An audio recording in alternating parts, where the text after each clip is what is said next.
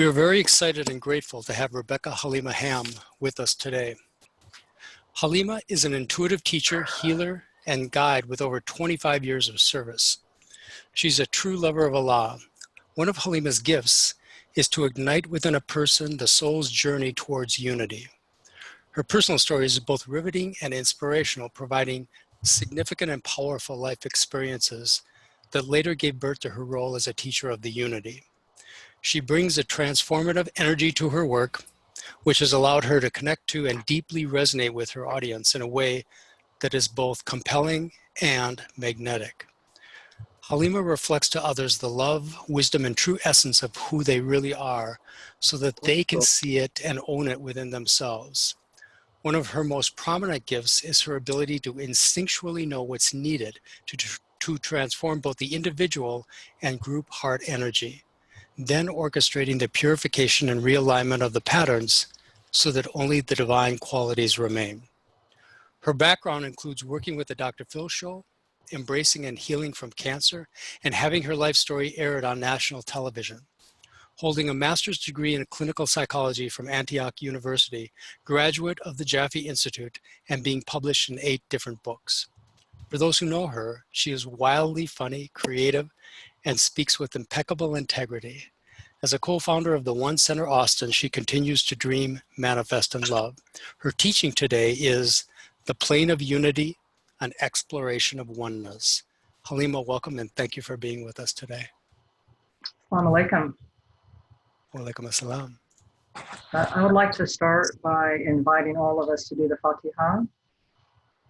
So if you'll just take a moment, allow yourself to connect with your heart.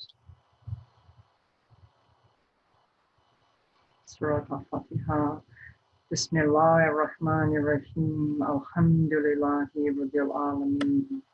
Ar-Rahman-Ar-Rahim. Maliki Yawmiddin. Iyyaka na'budu wa iyyaka nasta'in. Ihdina sirat al-mustaqim. Sirat al-ladina an'amta alayhim. Ghayril maghdubi alayhim waladdallin. Amin. Ya Allah al-Fatah, Ya Allah al-Fatah. So today, I'm going to be talking about a subject matter that's very dear to my heart. And part of what I thought I would do is also share some life experiences as they relate to my path on the Sufi community, with the Sufi community, almost 20 years. Some of these experiences I'm going to share with you today might surprise you, might even make you uncomfortable, might enlighten you and encourage you.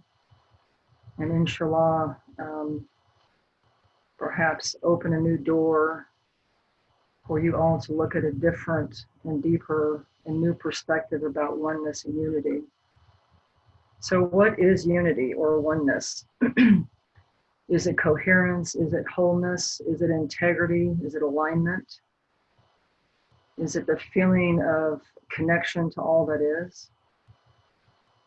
For me, since I was a little girl, and I mean, first time I ever remember was around 8 years old, when I realized that there was more around me than just what my physical eyes or senses could hear or see. And it was through a series of pretty powerful experiences that I believe I was led to the Sufi community and to the Sufi path.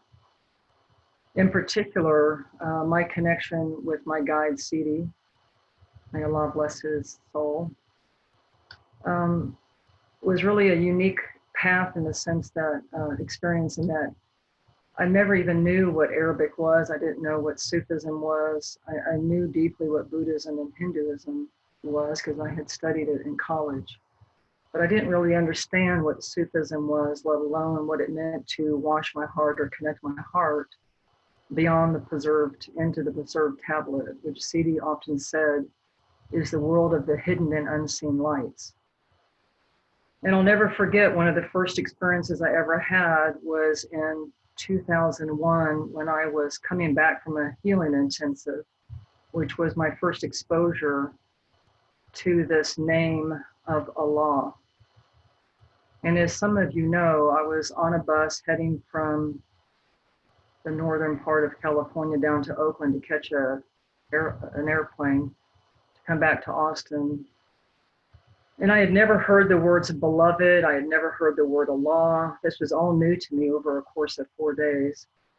And as I was deeply and desperately trying to get home, because I was so uncomfortable with what was being shown to me, I got on this bus in Santa Rosa, California. I was the only one on the bus, and this bus was going to be taking me to the Oakland airport so I could catch my flight. I sat there and I overheard the bus driver say to me on the dispatch that they weren't going to make the turnaround. And after he put the dispatch or the handheld microphone down, I asked him, I said, "Sir, what does that mean?" And he said, "Ma'am, you're not going to make your flight." And I remember feeling just sheer panic, like I was so uncomfortable with everything that just had happened to me. All I wanted to do was get home. So I had learned this new practice in 2001 called remembrance. And all it was at the time, and it has much more meaning to me today, but the meaning of it was remembering and repeating the name of God, in this case, Allah. So I sat on this bus by myself, and I just closed my eyes and started doing Allah over and over and over again, very gently. And all of a sudden, as we're sitting on the one freeway, and it was bumper to bumper, I just kept saying Allah over and over again. And as that was occurring, I started hearing what I understood to be traffic and sounds of cars going by me on the freeway. And in that moment, I had a very clear and precise understanding of what was me in the moment of the vastness of the oneness. I could actually feel for the first time in a new way, me in the presence, my essence, my wholeness in the presence of the oneness. And I heard very clearly, "Do not open your eyes." But I wanted to open my eyes. And I heard again, "Do not open your eyes." And I said, "Yeah, but I really want to open my eyes," because I kept hearing what I understood to be traffic flying by me. So I bowed my head and I continued to do the remembrance and repeating the name of Allah over and over again. In what seemed like no more than 10 minutes, I hear the bus driver picking up the radio again to dispatch. And I quote, he said, I can't believe we're here. I don't understand what just happened." And I flung my eyes open and I was at the Oakland airport. And I had a mixture of emotions then, like sheer exhilaration because I couldn't wait to get home. I was overwhelmed. I was fearful about really what it meant to walk in the Sufi way, because it was a brand new path at the time for me. And as I'm walking off the bus and I passed the bus driver, he said to me, "This has never happened to me before." And I said, What happened?" And he said, "I've never gotten to the Oakland airport like this." And I didn't really want to talk to him because, again, I was just trying to get out of the discomfort of what I was feeling. So the beginning started in this moment. I walked off the bus and the glass doors opened to the Oakland airport. And as I walked in, every person that turned to me and every person that I saw sitting in restaurants and along the ticketing gates, they turned to me and I turned to them, and I saw the light of God in all of their faces. And in that moment, other than when I was 8 years old, that was the first moment that the me that I knew as the I, that I knew as the one that became Halima, merged in a greater wholeness of what I would consider the unity. And I tried really hard to hold that experience, but at the time, I was really in awe. I'd only seen one face, the light of one face throughout my childhood, but never the light in everyone around me. So as I was walking into my gate, I kept trying to hold that experience. And of course it went away.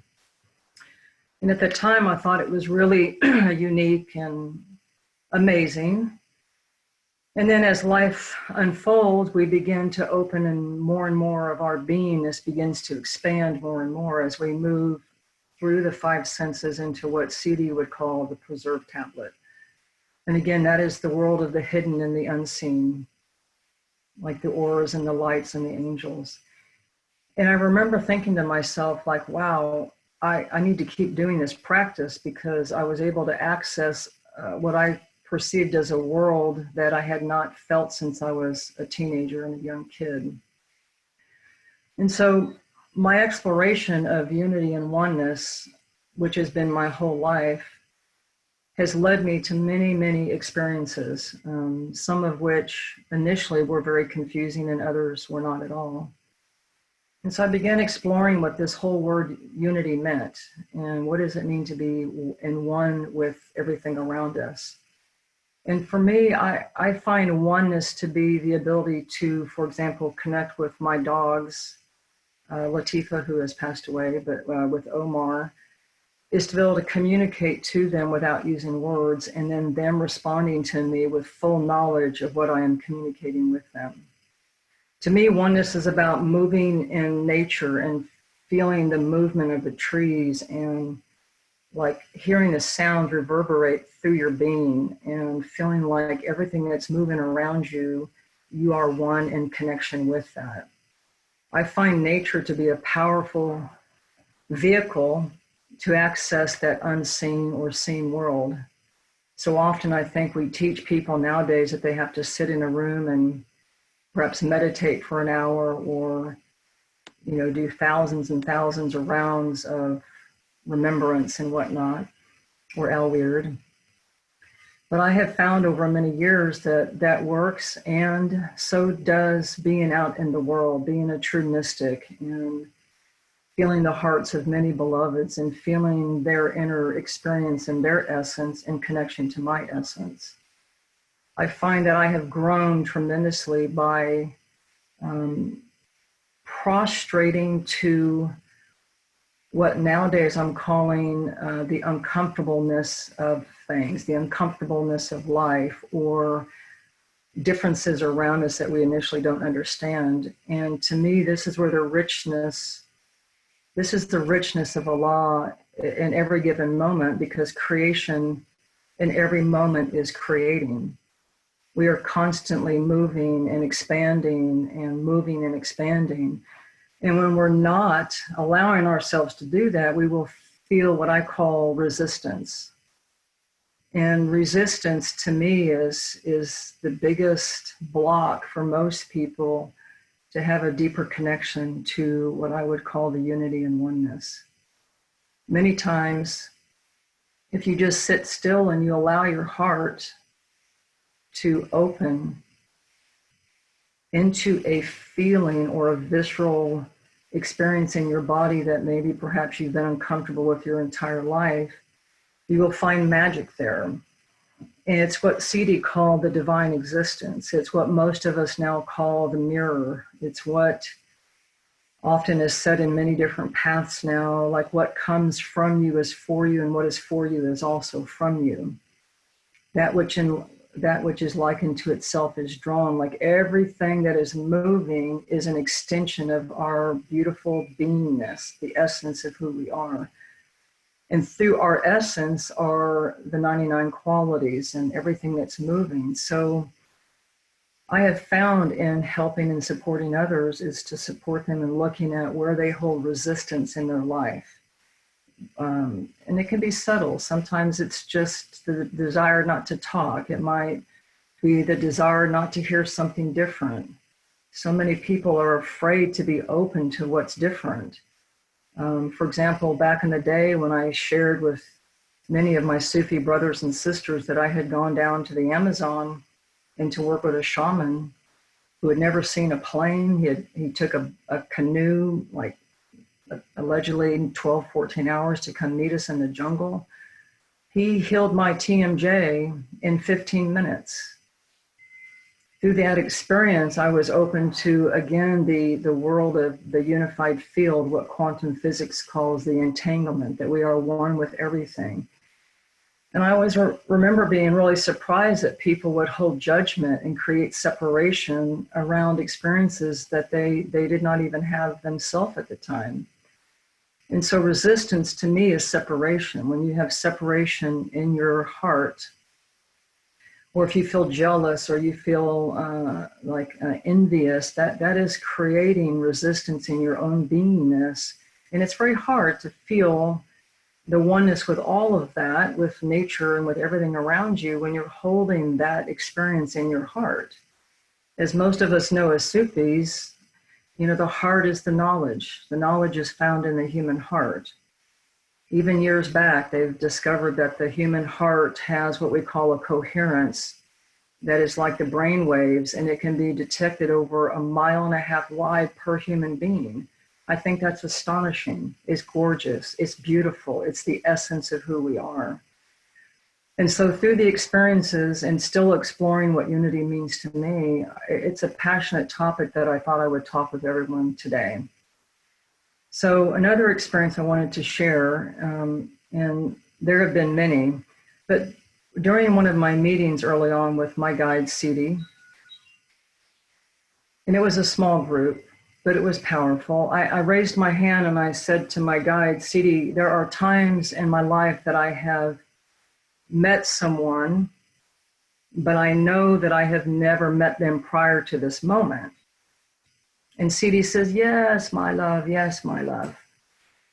He said, and I quote, souls are created in batches like stars in the universe, quote unquote.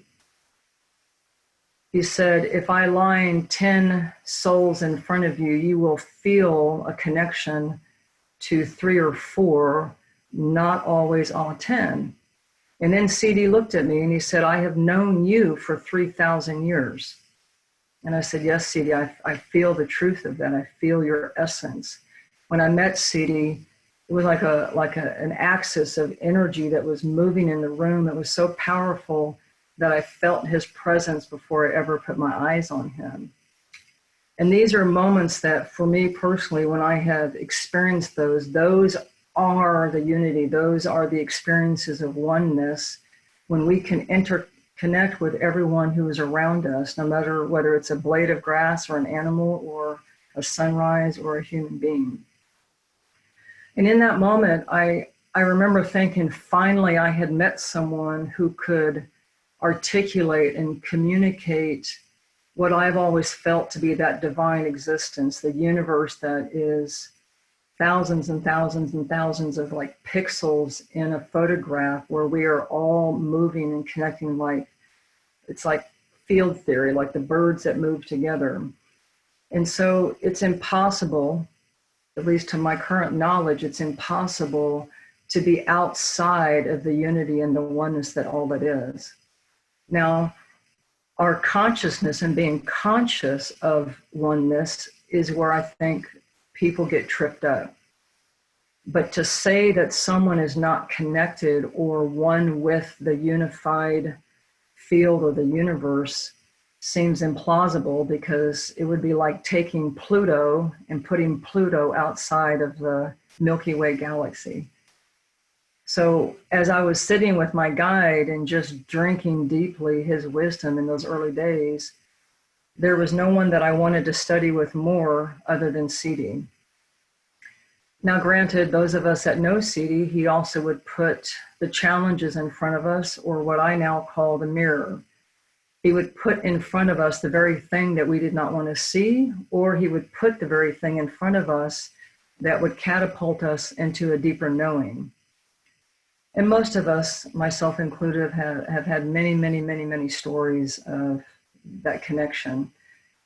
And there are 2 stories that I'm about to tell you that really changed the entire trajectory of my life at that time, during the early days of really walking with Sufism and walking with the unity and learning how the light of oneness moves in all things.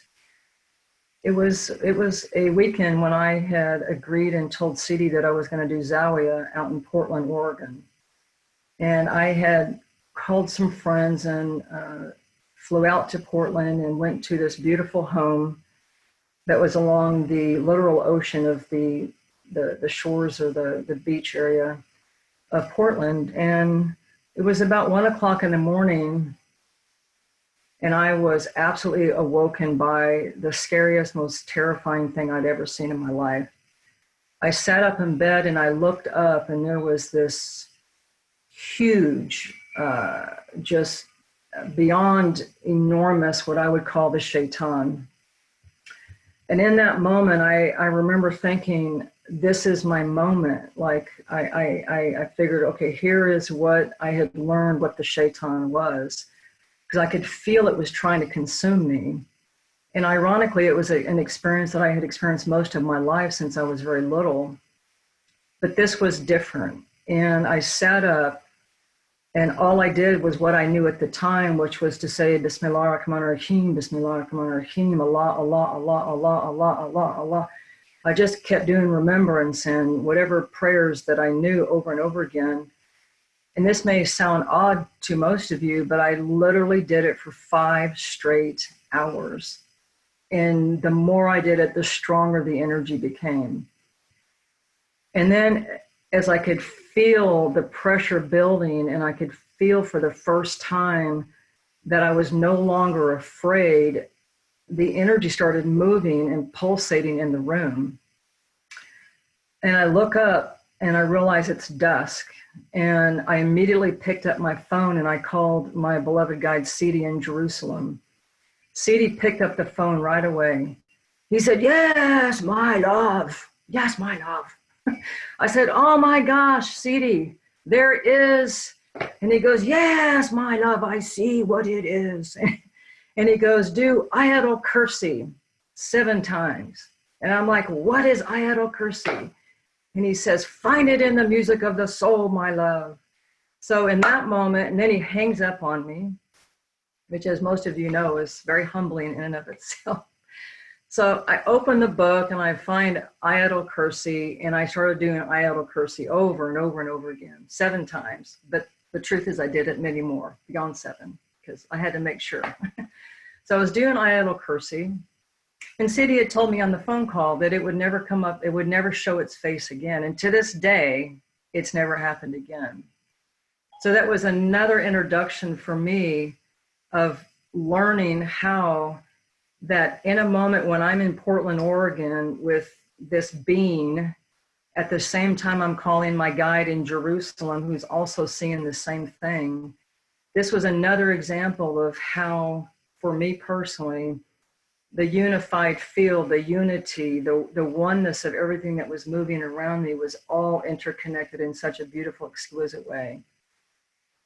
And it was such a powerful experience that it catapulted me into another level of power that at that time I had never experienced. And so I want to talk about power for just a second.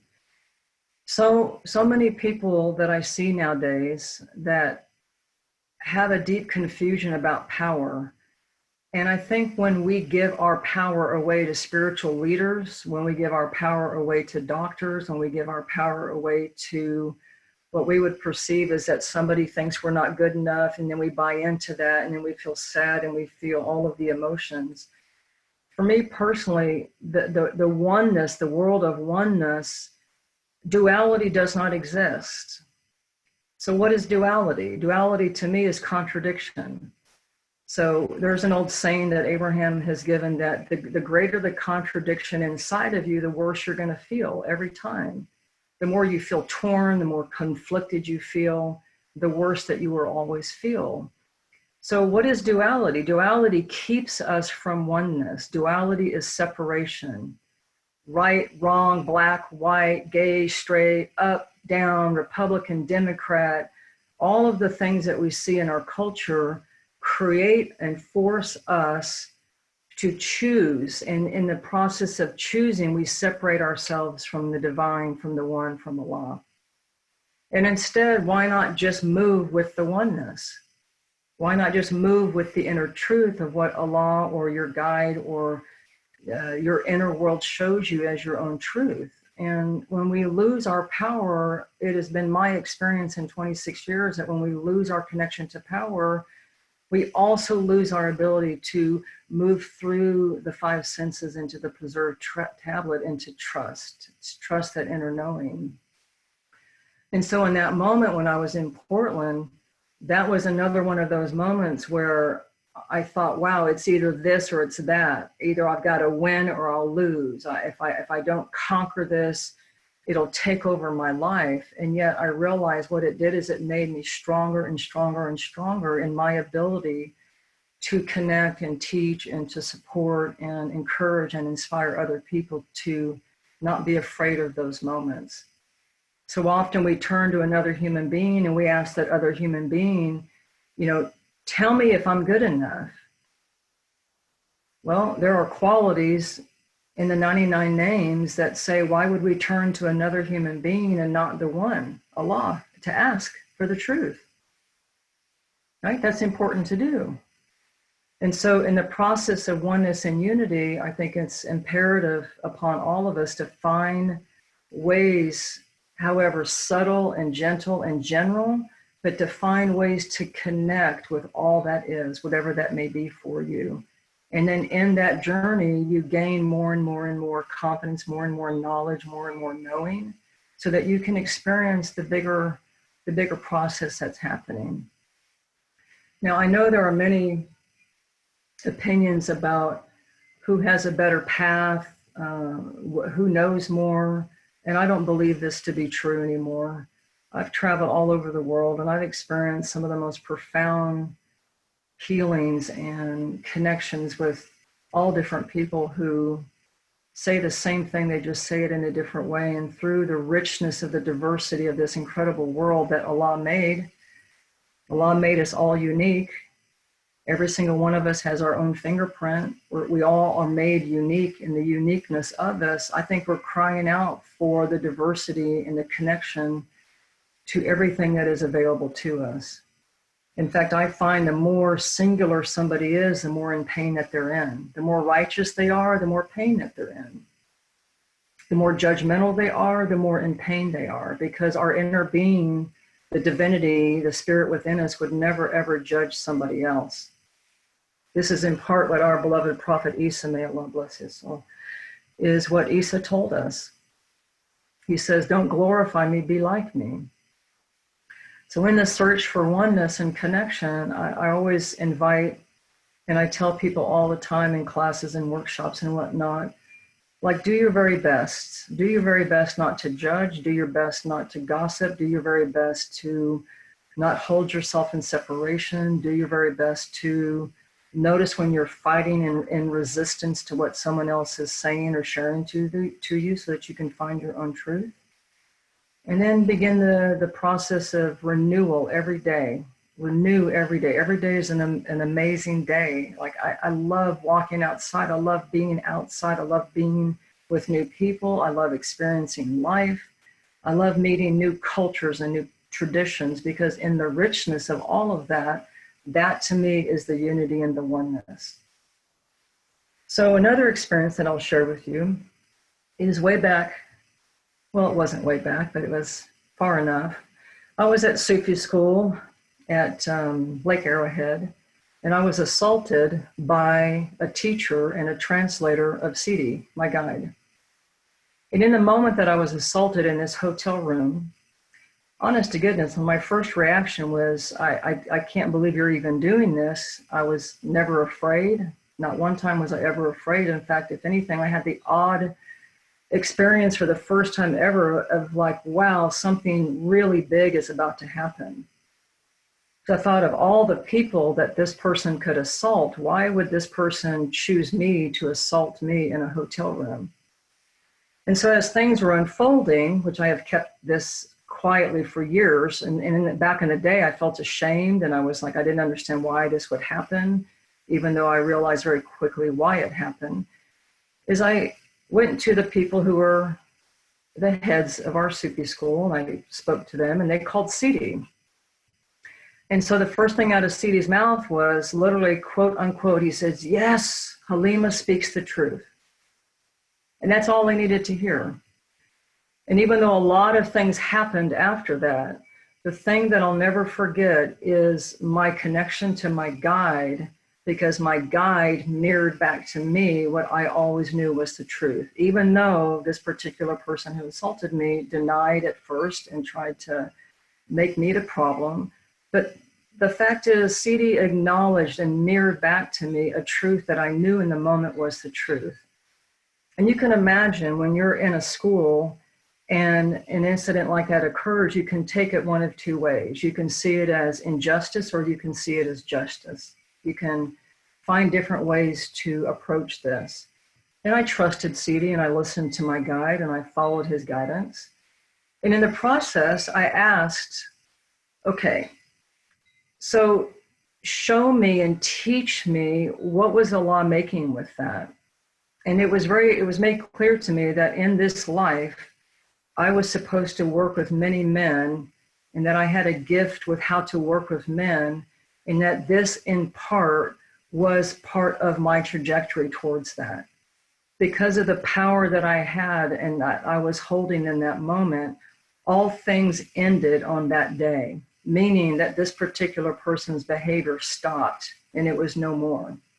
So you could say Allah used me, Allah connected with me, and through me, things were changed. And again, that was the power and the beauty of the entire collective that I call oneness.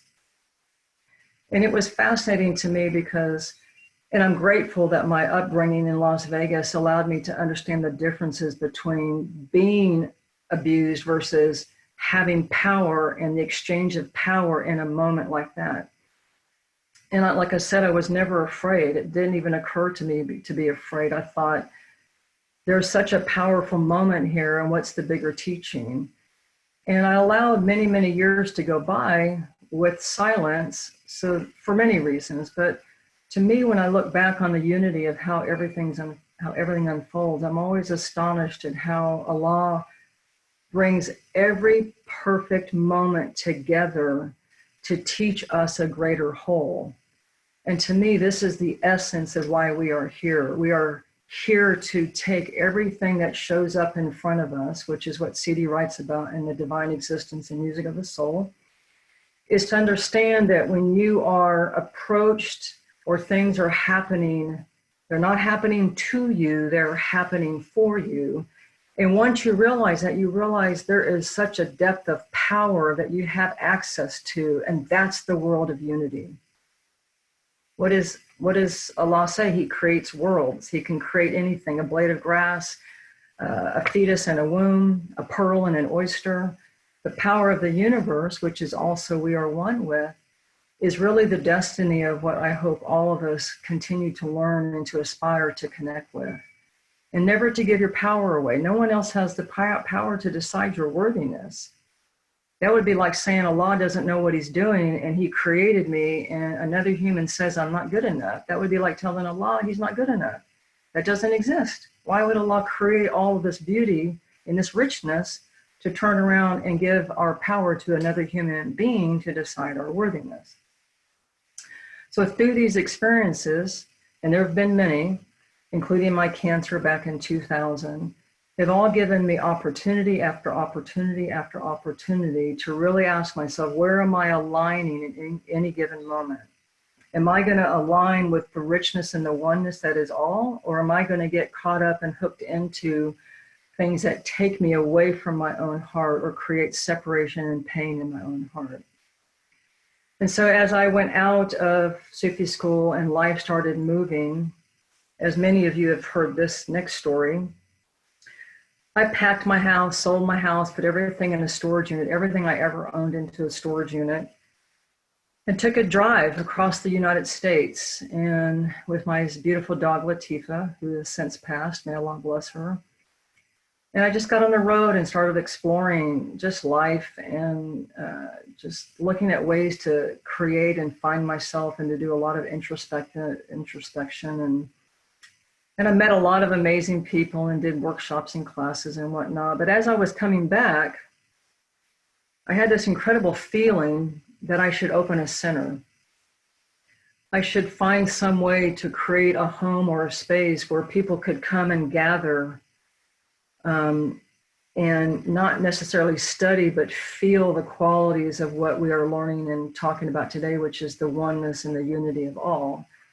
And so as I was coming back to Austin, CD was here in Austin, And I went up to him, and our beloved brother Abdullah was with me. And I told Sidi, I said, Sidi, I want to open a center. And he says, yes, my love, this would be very important for you. This would be very important for you. But he gave me some instructions, and I attempted to follow those instructions, and things did not go well. However, the one thing that was in alignment is every time I would meet with my guide for 3 years, he would say to me, it is very important that you open a center.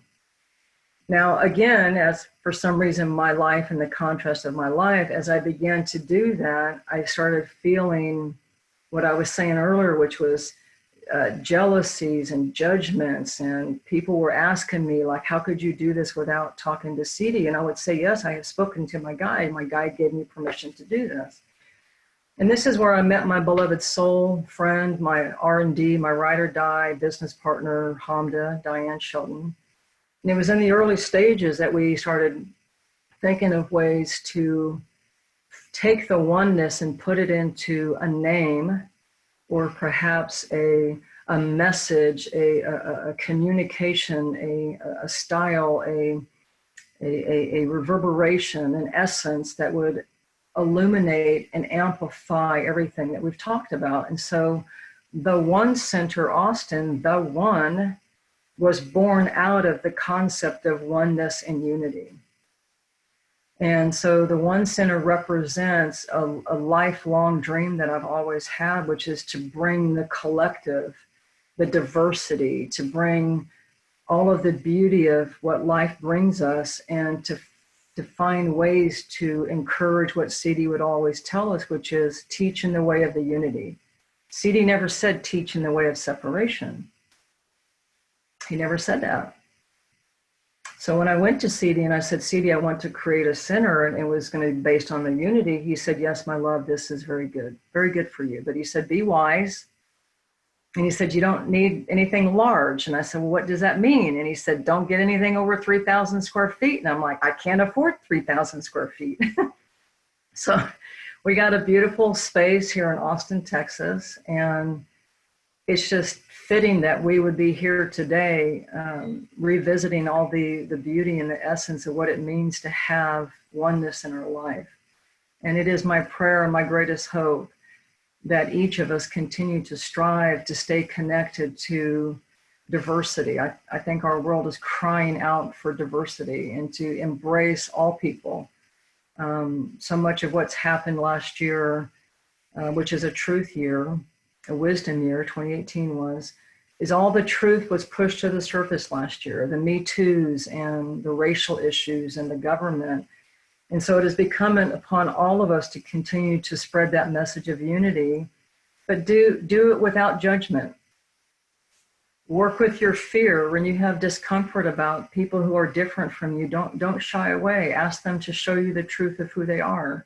And through that process, learn, be open. Et fatah, this is what Isa used to say, et fatah in Aramaic, be open. Because in that is, there are no words for that. When you can immerse yourself in the diversity of this incredible universe, there's nothing like it. And I wouldn't have it any other way. And this is why the One Center is created, to bring the collective to help all people. And so with that, I'm just curious, I'd like to kind of open up just for a couple questions if anybody would like to ask. If you have a question, you can just unmute yourself. If you're on a phone, *6.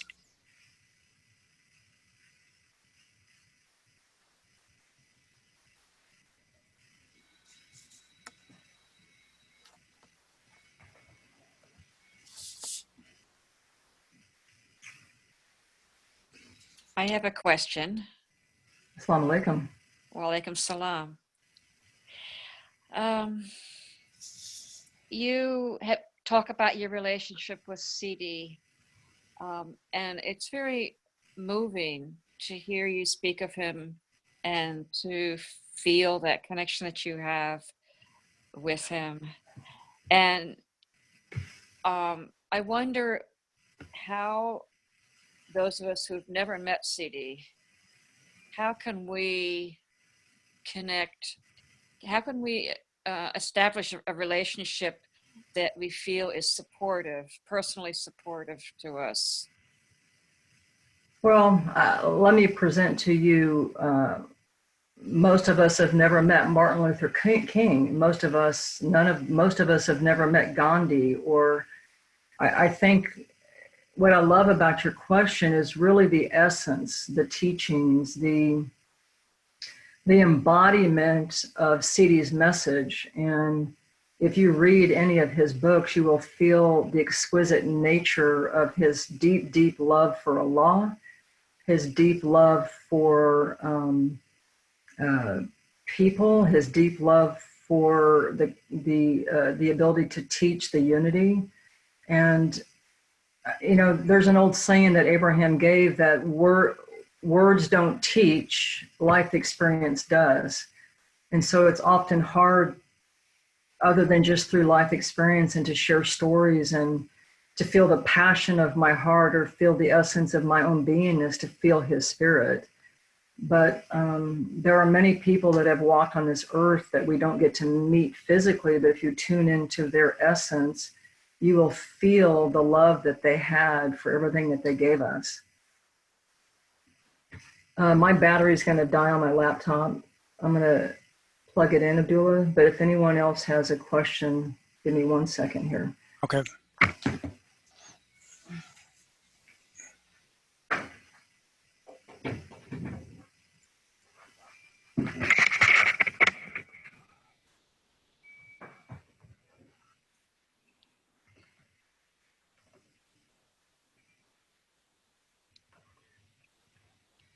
And I don't know if that answered your question, beloved, but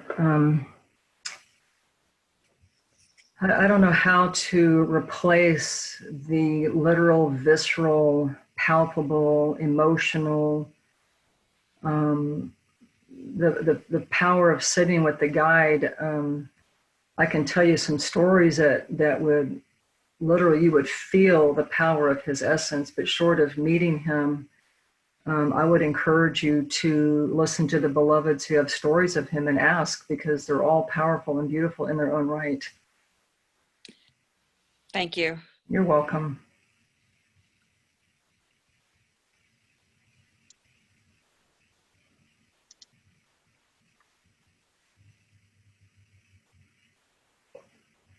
Najma, Deb, did you have a question? You're unmuted. Oh, I just kind of knocked off my computer by mistake. So, Okay. but I don't know how to put it. But when you were talking about being in the airport and seeing the light in, and I would say the light within the diversity. Yeah. I'd like to hear more about that. Yeah, and I'm so glad you brought that up, because actually the truth is I don't think I ever thought about it till right now, but I didn't see a black face or an Indian face, or there was no, it was all white light, and all the souls smiled. There was pure joy. I've never felt I've never seen anything on that magnitude since that day, other than being in the Amazon. But as the faces, which were pure light, I felt nothing but a level of love and joy that I had never experienced other than being in the hospital. But the light was within every human being, and there was no delineation between that light. And that was astonishing and beautiful and powerful, if that makes sense. Like I didn't see hair color. I didn't even see a person. One of the people that was, I think it was at a Starbucks as I was walking by, she had a pair of glasses on, but I never saw the glasses. I simply saw the light radiating from her face, and it was the most incredible experience ever. I knew then that there was an entire other world that existed beyond the physical manifest world, and that's what I've been studying ever since. Thank you. You're welcome. Alhamdulillah.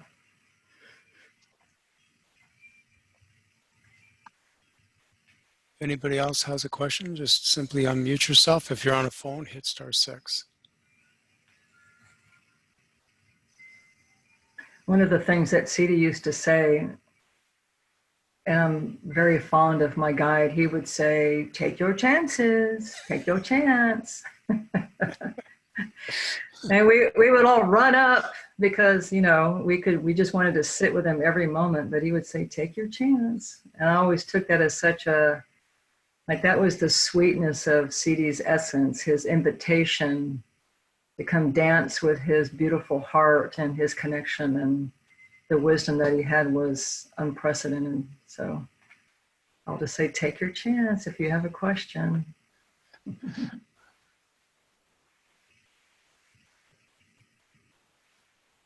have a question here from Halima. Alhamdulillah. Wake salam, beloved. Alhamdulillah. Yeah, I feel your heart. Yeah. Oh, beloved. It was so beautiful your sharing about the power and moving through resistance. And I could feel the openness in your heart. And I would love to hear more about moving with that and opening and just really dissolving barriers and being comfortable with that. Well, it took me a long time to really understand this, but we all have access to emotions. Some of those are joy and appreciation and enthusiasm, over to nervousness, agitation, anger, grief, and sadness. And our emotions are signals, not only in our nervous system, but they're signals that indicate whether we are in separation or connected. And resistance is one of those indicators, and how you'll feel that is things like you'll feel braced in your body. Fear is a very common and very normal emotion. I am afraid. And when you are afraid, that means that something is moving in front of you. And in the recoiling or the pulling back from that is what is understood to be resistance. There's an old saying that Rumi said, what hit you couldn't have missed you. It's like when things are presented to us and we brace, you'll always know emotionally, because the emotions are not on the other end of joy and appreciation and gratitude. Although that can happen, like excitement. Sometimes we get really excited and we don't allow it. But generally resistance is always generally included or connected to fear, you know, fear of the unknown. And so lately, over the last several years, I've been really just teaching people to practice gently being uncomfortable with the uncomfortableness. So to soften it, you could work with uncomfortableness and just look in your life where you feel that. Like, when do you notice feeling uncomfortable? And as Sidi would say, he would say, open your heart, learn to open your heart and make room in your heart for the feeling of uncomfortableness, because therein lies resistance. And once resistance is moving, everything is much slower, and we go into doubt, we go into our nafs, we go into the ego. And then everything just becomes like we're walking in mud, if you will. Right. Thank you. And I have one other question that occurs to me while you're sharing, real quick. So can you just speak a little bit about maybe the difference, or whatever you can share that comes to your heart, about the difference between being surrendered and having a little bit of being surrendered in grief, and just moving through and being with what is. That makes sense?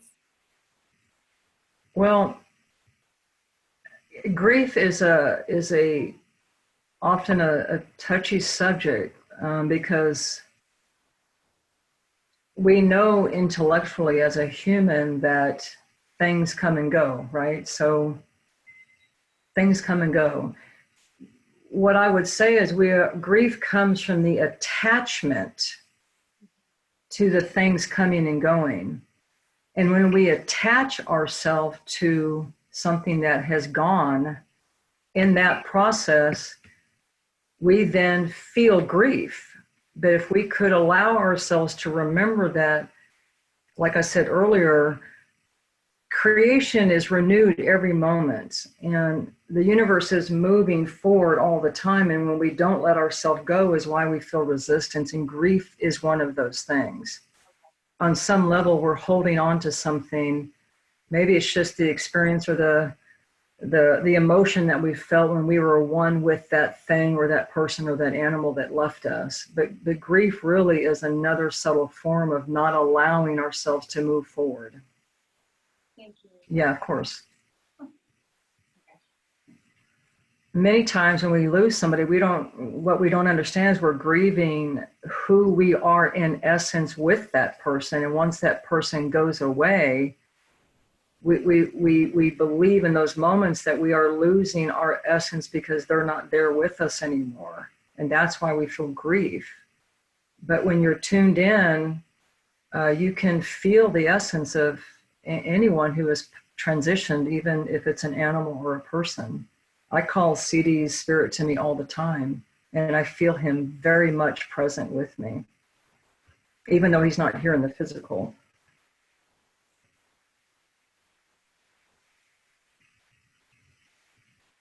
Anybody else has a question? Unmute your microphone. *6 if you're on a phone. Assalamu alaikum. Wa alaikum salam. This is Abdul Rahim, Stephen, Minneapolis. Alhamdulillah. Alhamdulillah, bro. I just wanted to say it's a pleasure to have you here again. It's like you're right here. And thank you so much for coming and being with us. Yeah. Really, really appreciate it. You should go into radio. You have a wonderful voice. Oh, thank you. I am with you. I'm right here on the screen. I see it, yeah. I want to come to Austin and say hello too. Oh, please. We would love to have you. Great. Yeah. Thank you. I'll be there in April. I'll be in Minneapolis in April. Oh, you will? Oh, yes. Great. And I'm gonna ask Allah to do me a favor and remove all the snow. Oh my. I was just out cross-country skiing yesterday in a beautiful golf course. And it was wonderful. I was just thanking Allah for the snow. So I'll tell him thanks, and then we'll let go. We'll have to let go. Well, actually, let me correct myself. I would love the snow. I would just love to maybe throttle back on the -25. Okay. Very good. All right. I love the Four Seasons. So wonderful. Well, that's all I had to say for the moment. Thanks a lot. Bye-bye. Halima will be doing a workshop in Minnesota this April, the 5th through the 7th, Friday night through Sunday. And it'll be available to anybody that wants to come to the Sufi Center in Minnesota or participate virtually by Zoom. And so we'll offer to anybody, anywhere in the world, literally. The information will be coming out shortly, and take a look for that. And if you're so inclined, you can sign up and come, either in person or through the miracle of electronic medium. Yeah. Alhamdulillah. Does anybody else have any questions that they would like to ask? Unmute yourself. So here in the Sufi Center, hi, this is Rahima. Oh, Rahima, alhamdulillah. I was around in some of the events you described, so it was pretty interesting. You mentioned that in terms of the world of our politics, you mentioned that last year truth stepped up. Yeah.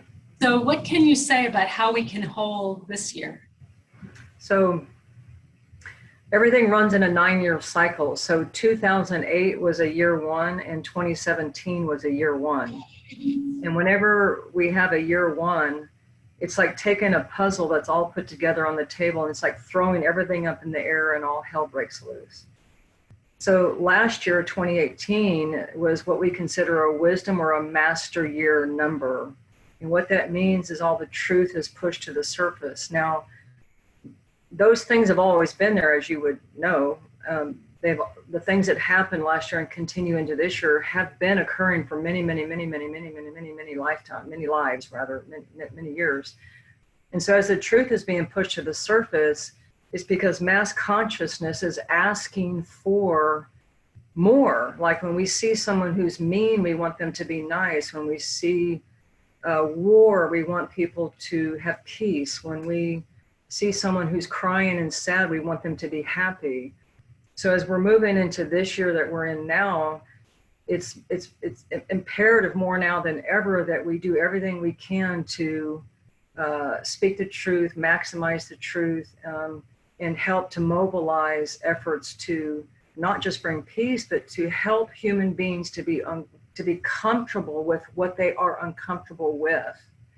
So many people still are uncomfortable talking about race and politics, and that's not to choose sides, but it's an internal process where you learn how to not make separation and learn how to listen and learn how to allow people to share their experiences and not make them right or wrong. And so as we move into this year, which is a joy year, we are supposed to be reaping all of the hard work that we've done over the last 2 years. And so everything is in our favor right now to continue to walk forward in that understanding.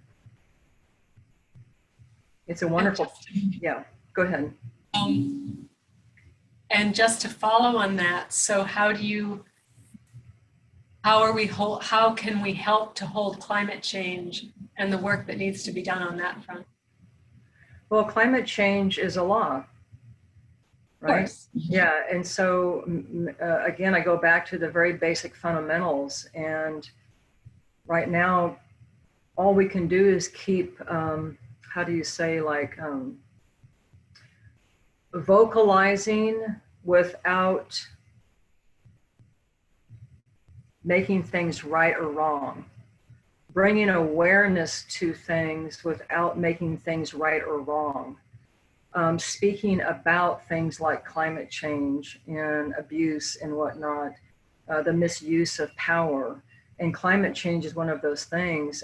In Austin, we are always doing events and mobilizing efforts to continue to bring awareness and more awareness and more awareness. It's like back in the day when people would talk about ginseng, they thought it was like something weird. So the more we speak about it, the more it becomes in a resonance field, and it brings a more amplified awareness to the very thing that we need support with and encouragement in our politics and in the government to help with. There's nothing better than mobilizing at grassroots. I mean, getting the word out is always important no matter what the subject matter is. Thank you. Alhamdulillah. Action beyond prayer, in prayer. Yeah, and also, like with anything, I can't emphasize enough, when we approach another human being or a subject matter with anger or righteousness, people can't hear. And so it's action with love. It is action with awareness. It is action with respect. A lot of people don't know. If we don't know what remembrance is until we're taught it, we don't know. And so it's important to take action with love and action with respect and action with education and action with all of those things. I'm in a group here that's being led by Native Americans, Lakota, whose family are from this area. Yeah. They're sort of leading the conversation of informing and moving it forward with love. And it's a beautiful thing to be part of. And so that's really completely consistent with what you're talking about. Yeah. Yeah, I just got a download of chills through my whole body. Yes, that's the group. Ooh, powerful. You know, really quickly, there was an old documentary done back in the day where somebody from National Geographic took a video camera and gave it to a Native American tribe in the effort and with the intention of taking the camera so they could see how they live their life. Well, as you can imagine, all of the footage they got back was the camera looking at the trees and the wolves and the environment. The camera was never on themselves. So it's very much about the teaching of what you're in. And I think it's crucial that we all join in those efforts to help, to educate, and to bring awareness. Thank you. See you in a couple of weeks. Alhamdulillah. Yeah. So I want to leave everyone with a beautiful statement from our beloved Abraham Lincoln. He said, "Those who deny freedom to others deserve it not for themselves." So freedom, the absence of resistance, is freedom. The absence of resistance is true freedom, right? The absence of fear is freedom. The absence of judgment is love. And the absence of separation is freedom. Isn't that good to know?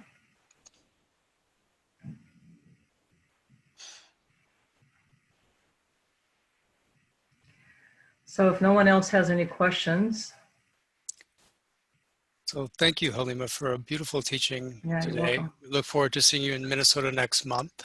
Can't wait. Minus the -30. Yes, minus the -30.